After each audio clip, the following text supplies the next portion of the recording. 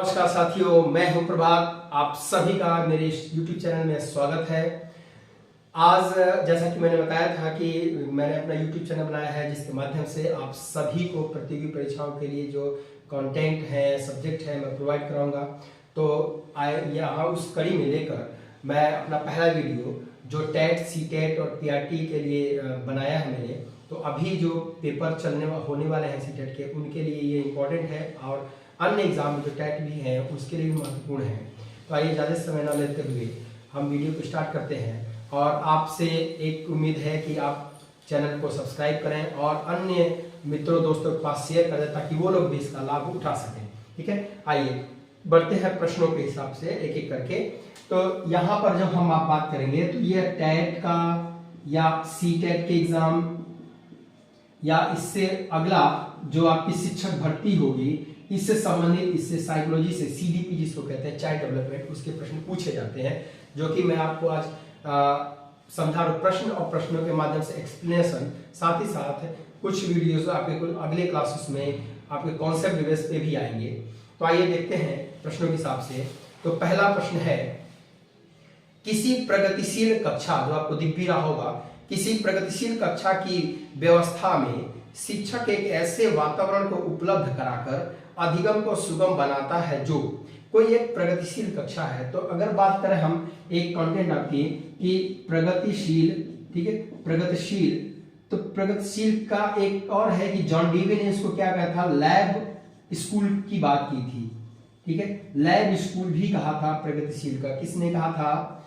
John Dewey ने कहा था प्रगतिशील शिक्षा। और प्रगतिशील क्या होता है? जिसमें उसको बढ़ने का, विभिन्न प्रकार के प्रश्न और विभिन्न प्रकार की गतिविधि कराने का और उसकी बहुमुखी प्रतिभा को उभारने का भी, जहां पर एक साथ विद्यालय में कार्य कराया जाता है, उसको हम आप कह सकते हैं कि प्रगतिशील कक्षा का उदाहरण ले सकते हैं। तो उसी क्रम में है कि किसी प्रगतिशील कक्षा में क्या होना चाहिए या अधिगम को सुगम बनाने के लिए क्या करना चाहिए। जो विकल्प है, खोज को प्रोत्साहन देता है, नियामक है, समावेशन और हतोत्साहित करता है, आवृत्ति को बढ़ावा देता है। तो प्रगतिशील के बारे में क्या है? प्रगतिशील कक्षा की कह रहा है ना कि प्रगतिशील कक्षा की व्यवस्था में शिक्षक का जो होता है खोज को प्रोत्साहन देता है। जब खोज को प्रोत्साहन देगा, करके सीखने पे प्रोत्साहन करेगा, तभी तो बच्चे की कई सारी एक्टिविटी निकल के आएगी, कई सारी प्रतिभा निकल के आएगी। तो इसका पहला वाला विकल्प जो है, खोज को प्रोत्साहन देता है, वही राइट आंसर हो जाएगा। पहला विकल्प इसमें दे रहा है ना, ए वाला, जो कह रहा है कि खोज को दर्शाता है या खोज की प्रतिभा को बताता है। राइट आंसर हो जाएगा पहला विकल्प। ठीक है, चलिए बढ़ते हैं अगले प्रश्न पर। प्रश्न नंबर 2 जो है, दूसरे प्रश्न पर कह रहा है कि लिंग है।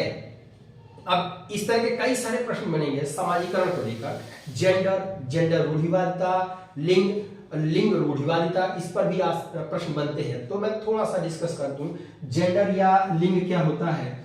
तो जेंडर या हम कहें किसको कि लिंग, ये क्या है? एक मेल और एक फीमेल। आप सभी जानते हैं कि यह लिंग निर्धारण की एक कैटेगरी बांटी गई है, मेल और फीमेल का। अब रूढ़िवादिता क्या होती है? रूढ़िवादिता होती है कि परंपरा जो पहले से चली आ रही है। रूढ़िवादिता होती है कि परंपरा जो चली आ रही है, यानी कि लड़कों के रहन सहन, परिवेश और परिधान, यानी कपड़े, लड़कियों की जो रहन सहन, जीवन शैली और परिधान यानी कि कपड़े, है ना।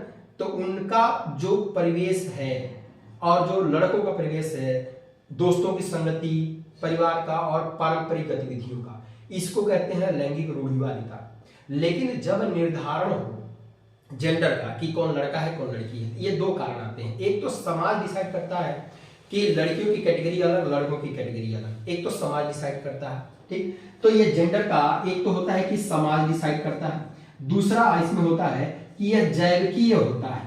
जैविकीय होता है, जैविकीय का मतलब क्या है? अनुवांशिकी, अनुवांशिकीय होता है, अनुवांशिकी होता है, हेरिडिटी। एक तो जैविकीय जो जन्म से, यानी कि एक्स और वाई गुणसूत्र के अनुसार लड़की और लड़के का जन्म हुआ, एक वो हुआ, दूसरा समाज के साथ। यहां कह रहा है विकल्प के साथ देखें कि लिंग है, तो लिंग क्या है? जैविकी सत्ता, शारीरिक संरचना, सहज गुण और सामाजिक संरचना। तो जब इसमें पहले में दिया है जैविक सत्ता, तो केवल प्रश्न का लिंग है, तो लिंग क्या? जेंडर क्या दर्शाता है? जैविकी, अनुवांशिकी दर्शाता है कि मेल और फीमेल जन्म से ही निर्धारित होते हैं। किसके अनुसार? एक्स और वाई के अकॉर्डिंग, जन्म से। तो जैविकी सत्ता इसका राइट आंसर हो जाएगा।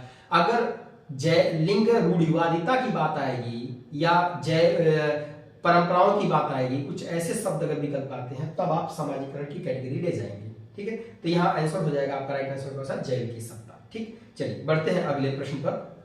अगला प्रश्न आपके सामने है, प्रतिभाशाली बच्चों को लेकर है। तो अगले प्रश्न में लिखा हुआ है कि प्रतिभाशाली बच्चों के लिए सबसे अच्छे शैक्षिक, प्रतिभाशाली बच्चों के लिए सबसे अच्छे शैक्षिक कार्यक्रम में होते हैं जो, आपके सामने यहां दिख भी रहा होगा प्रश्न कि यहाँ पे लिखा हुआ है कि इस क्रम में, इसी तरह से सारे प्रश्न आपको डिस्प्ले दिख रहे हैं। क्लियर है कि प्रतिभाशाली बच्चों के लिए, ठीक है, प्रतिभाशाली बच्चों के लिए सबसे अच्छे शैक्षिक कार्यक्रम वे होते हैं।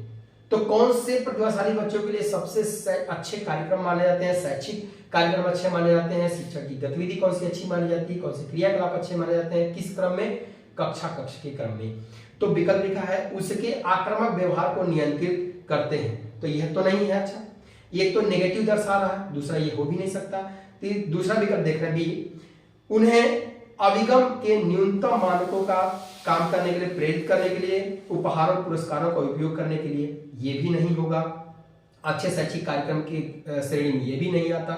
ये तो आप कोई उपलब्धि कर लें, कोई कार्य करें, उसके हिसाब से दिया जाता है। आगे देखें, प्रत्यास्मरण के द्वारा ज्ञान की प्रवीणता पर बल देना।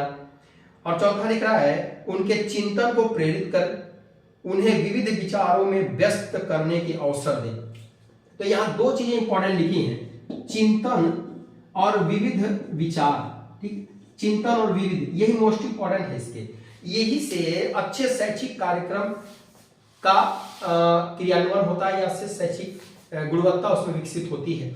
तो जब भी उसके चिंतन को प्रेरित करें, बच्चे के चिंतन को प्रेरित करें और उसके विविध विचारों को, विभिन्न गतिविधियों को व्यस्त रहने में उसको क्या करें? अवसर दे। तो विविध प्रकार के कह सकते हैं कि गतिविधि, कह सकते हैं कि गतिविधि और विविध प्रकार के क्या कह सकते हैं? विचार।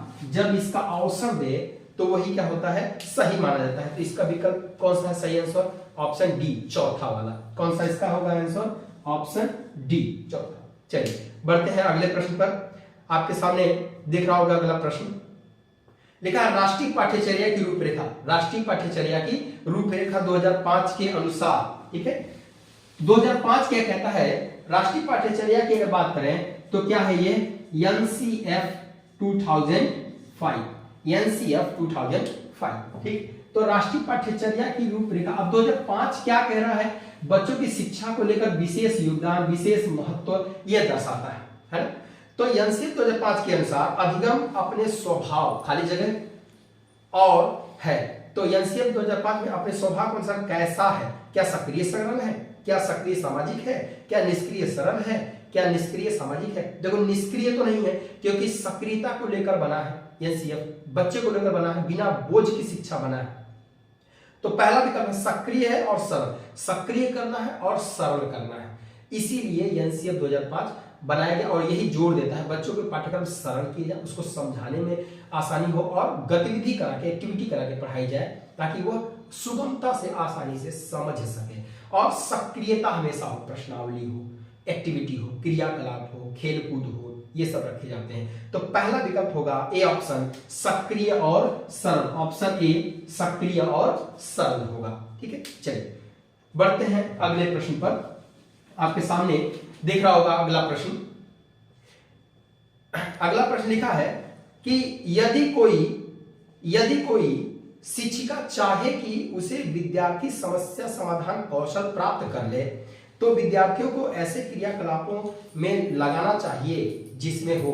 अब कह रहे हैं कि कोई शिक्षिका अगर चाह रही हो कि विद्यार्थी जो है समस्या समाधान कौशल प्राप्त कर ले, समस्या का समाधान कर ले, तो क्या करना चाहिए? विद्यार्थियों को ऐसे क्रियाकलाप में लगाना चाहिए जिसमें वो क्या कर सके? तर्क, पहले पूछना, तर्क करना और निर्णय लेना। ये तो सही लग रहा है, बट चारों में से कई बार दो विकल्प सही लगते हैं। तो हम क्या करेंगे, चार विकल्प पढ़ लेंगे, उसके हिसाब से जो मोस्ट प्रोबेबली सही हो उसको सही करेंगे। दूसरा देखिए, बहुविकल्पी प्रश्नों वाले स्वीकृत कार्यकलाप, यह बहुत ज्यादा प्रभावी नहीं, थोड़ा सा है। प्रत्यक्ष में रटना, देखो रटना लिख दिया, रटना तो इसमें होता नहीं है। एक चीज है कि रटन विद्या को खत्म करना है, तो रटना नहीं होगा, है ना। ये है ड्रिल और अभ्यास, ये तो बस थॉर्नडाइक के और अभ्यास और प्रैक्टिस करा, इसमें उसके तर्क, चिंतन और शक्ति और इसका विकास कहाँ दर्शा रहा है, तो समस्या समाधान का कहाँ दर्शा रहा है, ये सब नहीं करना। पहला विकल्प इस राइट आंसर होगा, पूछना, तर्क करना और निर्णय लेना। पहला विकल्प लिखा है क्या है, पूछना, तर्क करना और डिसीजन, निर्णय लेना, वही इसका सही आंसर होगा। कौन सा हो जाएगा, option A is right answer, इसका हो जाएगा ऑप्शन पहला ए। ठीक है, चलिए बढ़ते हैं अगले क्रम में, अगले प्रश्नों पर। अगला प्रश्न आपके सामने है, लिखा है खाली स्थान है तथा, फिर खाली स्थान है, दो जगह खाली स्पेस है, उसको फिल करना है, क्या भरेंगे। नीचे विकल्प आपको दिख रहा होगा, दो दो जोड़े में, ठीक है, कि विशिष्ट अन्योन्य क्रिया का परिणाम विकास के विभिन्न मार्गों और निष्कर्षों के रूप में हो सकता है। तो क्या हो सकता है, क्या खोज पोषण है, क्या चुनौती सीमाएं हैं, क्या वंशानुक्रम पर्यावरण है, क्या स्थिरता परिवर्तन है। तो यहां सब लिखा ना कि विशिष्ट अन्योन्य क्रिया का परिणाम विकास के विविध मार्ग। जब भी विकास की बात करें, एक ट्रिक देखिए, जब भी डेवलपमेंट की बात करें, किसकी बात करें, विकास की बात करें, तो यह अन्योन्य क्रिया क्या होती है, heredity into environment. Heredity into environment बराबर क्या होता है, वंशानुक्रम, वंशानुक्रम गुणे वातावरण। ठीक है, वंशानुक्रम और वातावरण, इन दोनों की अंतःक्रिया अन्योन्य क्रिया होती है, अंतःक्रिया अन्योन्य क्रिया, इसके हिसाब से विकास होता है। विकास इन दोनों की अंतःक्रिया अन्योन्य क्रिया का परिणाम होता है, इन दोनों का क्या होता है, रिजल्ट होता है, परिणाम होता है। तो यहां लिखा है ना कि सी विकल्प में वंशानुक्रम और पर्यावरण, तो राइट आंसर क्या हो जाएगा, वंशानुक्रम और पर्यावरण, option C is right answer, इसका सी वाला इसका सही आंसर होगा। चलिए बढ़ते हैं अगले प्रश्न पर। अगले प्रश्न में देखें क्या है। अगला प्रश्न कह रहा है कि विद्यालय और समाजीकरण, आपके सामने दिख रहा होगा, विद्यालय और समाजीकरण के बारे में निम्नलिखित में से क्या सत्य है। ठीक है, विद्यालय और समाजीकरण दो नाम है, विद्यालय और समाजीकरण के बारे में निम्न में से क्या सत्य है, सत्य पहचानना है। तो विद्यालय समाजीकरण का पहला मुख्य कारक है, ठीक, ये नहीं, विद्यालय समाजीकरण का पहला मुख्य कारक नहीं होता। विद्यालय समाजीकरण का एक महत्वपूर्ण कारक है, हाँ ठीक है, महत्वपूर्ण कारक होता है। समाजीकरण में विद्यालय की कोई भूमिका नहीं होती, ये भी नहीं है। समाजीकरण में विद्यालय की बहुत थोड़ी सी भूमिका होती है, ये भी सही नहीं है। राइट आंसर क्या होगा, ऑप्शन बी, विद्यालय समाजीकरण का महत्वपूर्ण कारक है। तो जो ऑप्शन बी में लिखा है कि समाजीकरण का क्या है, समाजीकरण का मुख्य कारक है, कौन सा, सॉरी समाजीकरण का मुख्य नहीं, समाजीकरण का महत्वपूर्ण कारक है, इंपॉर्टेंट, कौन सा है, महत्वपूर्ण कारक है। अब बात करें कि मुख्य, अब बात करें कि मुख्य कौन सा होता है, परिवार, और गौण कौन सा होता है, ये भी प्रश्न पूछे जाते हैं। गौण कौन सा होता है, तो गौण होता है विद्यालय, जो सहयोग करते हैं सेकंड नंबर पे, और क्या होता है, पास, पड़ोस, और क्या होता है, मीडिया। ये गौण कारक में आते हैं, ये मुख्य कारक में आते हैं। अगर हम कैटेगरी बांटेंगे फर्स्ट सेकंड थर्ड, तो उसके हिसाब से भी डालेंगे कि फर्स्ट कौन सा होगा, परिवार, सेकंड कौन सा होगा, विद्यालय, थर्ड नंबर पे कौन सा होगा, पास, पड़ोस या मीडिया आएगा। यहाँ पे फिलहाल मुख्य और इसके हिसाब से था, तो मैंने मुख्य और गौण बताया। ये भी प्रश्न आता है गौण कौन सा है, मुख्य कौन सा है, तो इसका कौन सा आंसर हो जाएगा, आपका बी वाला आंसर सही हो जाएगा। ठीक है, राइट आंसर बी। चलिए बढ़ते हैं अगले प्रश्न पर। ठीक है, अगला प्रश्न जो है आपके सामने दिख रहा होगा, प्रश्न आ गया। आप देखें प्रश्न क्या है, जीन पियाजे के द्वारा प्रस्तुत, बड़ा ही महत्वपूर्ण इंपॉर्टेंट प्रश्न, हर परीक्षा में आता ही है। जीन पियाजे के द्वारा प्रस्तुत संरक्षण के प्रत्यय से तात्पर्य है। तो जीन पियाजे का सिद्धांत क्या था, संज्ञानात्मक सिद्धांत। जीन पियाजे का कौन सा सिद्धांत था, संज्ञानात्मक। जीन पियाजे का सिद्धांत कौन सा है, संज्ञानात्मक सिद्धांत। संज्ञानात्मक सिद्धांत, इसको क्या कहते हैं, कॉग्निटिव थ्योरी, कॉग्निटिव थ्योरी। ठीक है, संज्ञानात्मक सिद्धांत कह कॉग्निटिव थ्योरी कह रहा है कि संरक्षण के प्रत्यय से तात्पर्य है दूसरों के परिदृश्य को ध्यान में रखना एक महत्वपूर्ण संज्ञान है। वन्य, दूसरा है वन्य जीवन और वनों का संरक्षण एक महत्वपूर्ण है। तीसरा विकल्प में कुछ भौतिक गुणधर्म वही रहते हैं चाहे बाहरी आकृतियां बदल जाए। चौथा कह रहा है परिकल्पना पर विविध परीक्षण से सही निष्कर्ष पर पहुंचा जाए। तो यहाँ सी विकल्प दे रहा है, ऑप्शन सी इसमें लिख रहा है। देखो पियाजे का जो सिद्धांत है उसमें 4 अवस्थाएं हैं। पियाजे के सिद्धांतों में 4 अवस्थाएं, ठीक है। 4 अवस्थाओं में पहली अवस्था कौन सी है? संवेदीगामक। दूसरी अवस्था कौन सी है? पूर्व संक्रियात्मक। तीसरी अवस्था कौन सी है? मूर्त संक्रियात्मक, कॉन्क्रीट ऑपरेशन। चौथी कौन सी है? फॉर्मल या औपचारिक संक्रियात्मक। जो तीसरी अवस्था है वह मूर्त संक्रियात्मक है, कॉन्क्रीट ऑपरेशन। उसके सिद्धांत है, पहला संरक्षण सिद्धांत, दूसरा क्रमबद्धता का सिद्धांत, तीसरा विचारों की विलोमिता का सिद्धांत, चौथा पलटावी का गुण। ये सब उसके सिद्धांत है। उसी सिद्धांत में से, संरक्षण सिद्धांत में से एक प्रश्न पूछा है कि क्या होता है संरक्षण का। तो संरक्षण सिद्धांत ये कहता है जब किसी वस्तु का गुण और धर्म यानी उसकी क्वालिटी ना बदले, गुण ना बदले, वो संरक्षण सिद्धांत कहता है। फॉर एग्जाम्पल अगर बात करें कि कोई एक वस्तु है, इस वस्तु को हम अगर ऐसे चपटा कर दिए, आकृति बदल गई लेकिन इसका गुण नहीं बदला। अगर मान लीजिए कोई लड्डू की बूंदी है, ऐसे रखा है और इसको बना दिया, ठीक है, मान लीजिए लड्डू की बूंदी है, इसको एक बर्तन में रूप दे दिया, तो क्या लड्डू की बूंदी का मिठास, उसकी क्वालिटी ये बदल जाएगी? रूप बदला है ना, क्वालिटी नहीं बदली ना, यानी गुण समान रहे, गुण सेम रहे। जब इसका और इसका गुण सेम होगा वही संरक्षण का सिद्धांत कहता है। तो ऑप्शन किस में दिया हुआ? C option. भौतिक गुण वही रहे चाहे बाहरी आकृति जो हो जाए। ये जीन पियाजे का है। इस टॉपिक में, जीन पियाजे के टॉपिक में मैं आपको विस्तृत तरीके से, बेहतरीन तरीके से समझाऊंगा जब ये क्लासेस आपकी आएंगी उसको वीडियो में। फिलहाल आगे बढ़ते हैं अगले प्रश्न पर। अगला प्रश्न है जो है वो क्या है? देखिए नेक्स्ट प्रश्न में वाइगोट्स्की से प्रश्न है, जो आपके सामने अगला प्रश्न दिख रहा है। वाइगोट्स्की से महत्वपूर्ण इंपॉर्टेंट प्रश्न है, सभी कैट सी टाइप के पेपरों में आता रहा है। ले वाइगोट्स्की के अनुसार, ले वाइगोट्स्की सिद्धांत किसका देते हैं? सामाजिक विकास सिद्धांत देते हैं, जेडपीडी का सिद्धांत देते हैं, ठीक। तो क्या कहते हैं वाइगोट्स्की के अनुसार बच्चे भाषा अर्जन की एक युक्ति से कोई भाषा सीखते हैं। वयस्कों और साथियों से अन्योन्य क्रिया करने का भाषा के विकास में कोई प्रभाव नहीं पड़ता। अगला कह रहा है भाषिक विकास मानव चिंतन के स्वभाव को बदल देता है। चौथा विकल्प है भाषिक विकास में संस्कृत की भूमिका बहुत कम होती है ना। अब इसके अनुसार अगर हम बात करें कि क्या कह रहा है वाइगोट्स्की, क्या कहते हैं कि क्या बच्चे भाषा अर्जन की एक युक्ति से कोई भाषा सीखते हैं? वयस्कों और साथियों के अन्योन्य क्रिया करने का भाषा के विकास में कोई प्रभाव नहीं पड़ता है। तो पड़ता है, वयस्कों और साथियों की अन्योन्य क्रिया करने का भाषा के विकास में कोई प्रभाव नहीं पड़ता, बिल्कुल इसका पड़ेगा। भाषिक विकास मानव चिंतन के स्वभाव को बदल देता है ना। अब कह रहे हैं कि भाषिक विकास में संस्कृत की भूमिका बहुत कम होती है। नहीं, संस्कृत भूमिका कम नहीं, तो संस्कृत की भूमिका होती है, ठीक है। संस्कृत भूमिका कम नहीं पाई जाती, होती है भूमिका। अब यह है कि जो भाषा अर्जन युक्त के है, कोई भाषा सीखते हैं, भाषा अर्जन से एक युक्ति से कोई भाषा बच्चे सीखते हैं, ठीक है। अर्जन से, युक्ति से भाषा उसका सीखते हैं बच्चे, ठीक है। ये वाइगोट्स्की का मानना था। जबकि अगर हम बात करें कि वयस्क और साथियों के अन्योन्य क्रिया करने का भाषा के विकास में कोई प्रभाव नहीं पड़ता, तो यह जो है कि उनके युक्ति से प्रभाव नहीं पड़ता। भाषा क्या है? समाज के माध्यम से सीखा जाता है, अन्योन्य क्रिया के माध्यम से सीखा जाता है। और अगर बात करें कि भाषा अर्जन करने का जो है युक्ति से कोई भाषा सीखते हैं, तो वाइगोट्स्की क्या कहते हैं, जो इसमें लिखा है कि भाषा सीखने का जो साधन है वो समाज है, एक दूसरे की अन्योन्य क्रिया है, एक दूसरे के संपर्क में भाषा सीखते हैं, ठीक है। चलिए बढ़ते हैं अगले प्रश्न पे। अगला प्रश्न आपके सामने है, संज्ञान और संवेग के बारे में निम्नलिखित कथनों में से कौन सा एक कथन सही है? संज्ञान और संवेग में कौन सा कथन सही है, ठीक।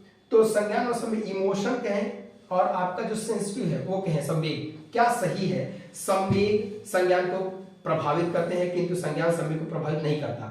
संज्ञान और संवेग परस्पर जुड़े हैं, एक दूसरे के प्रभावित करते हैं। संज्ञान और संवेग एक दूसरे से स्वतंत्र प्रक्रियाएं हैं। संज्ञान संवेग को प्रभावित करता है किंतु संवेग संज्ञान को प्रभावित नहीं करता, ठीक। तो अब इसकी बात समझें कि संज्ञान और संवेग क्या करता है। तो एक जगह एक विकल्प लिखा है दूसरे नंबर पे, संज्ञान और संवेग परस्पर जुड़े हैं, तो जाहिर सी बात है संज्ञान और संवेग, कॉग्निट और इमोशन, संज्ञान और संवेग एक दूसरे से जुड़े हैं।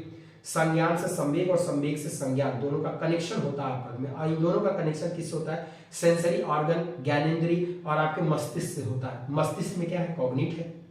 सेंसरी ऑर्गन, ज्ञानेंद्रिया कौन सी है? नाक, कान, आंख, मुंह, त्वचा, ये सब आपके ज्ञानेंद्रिय काम करती है। इमोशन से जुड़े होते हैं। इमोशन क्या होते हैं? मस्तिष्क और भाव से उत्पन्न होते हैं। तो तो ये एक दूसरे से जुड़े हैं और एक दूसरे को प्रभावित करते हैं। संज्ञान आपको संवेग को प्रभावित करेगा, संवेग आपको संज्ञान को प्रभावित करेगा। और प्रभावित करने का है, अगर मान लीजिए एग्जाम्पल करें कि भय, अगर किसी को भय होगा, अगर किसी को डर लगेगा, तो उसका संज्ञान एक काम कहेगा कि वहां से पलायन कर जाए, वहां से भाग जाए, वहां से पलायन कर जाए या वहां से भाग जाए, ये काम उसमें करता है। ठीक, तो ये इन दोनों में क्या होगा, परस्पर जुड़ा है। तो दूसरा विकल्प सही होगा। किससे जुड़ा है, संज्ञान परस्पर जुड़े हैं। किससे जुड़े हैं, परस्पर जुड़े हैं, वही सही आंसर होगा। और एक दूसरे को प्रभावित भी करते हैं। ठीक है, चलिए बढ़ते हैं अगले प्रश्न पर।